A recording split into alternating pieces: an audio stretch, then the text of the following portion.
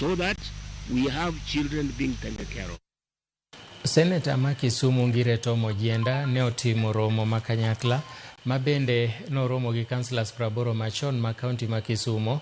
Romo ni mano otimore e dalane ma Awasi mageto riwo oganda kod telo ma kaunti ma Kisumu.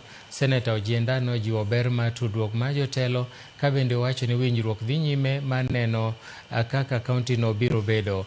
Osingo mar kedo ne kansinde machon mondo mi omenda manosinegi maromo $1.5 mondo mi giyudi.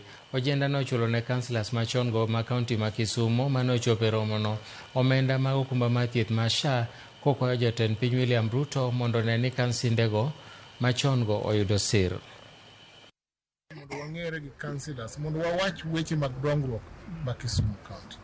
Wawinjore ni wabiro riwore gi councillor mondo wane ni giyudo pesa monego chulgi e tich mane gitiyo maber e Kisumu County.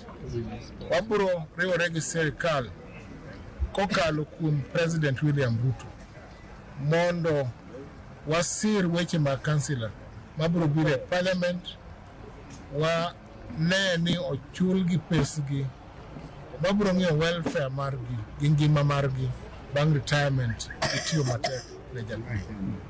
Kawuono kendo wawinjore ni wabiro siro President Ruto oyuda second term koluwore gi projects gik motimo.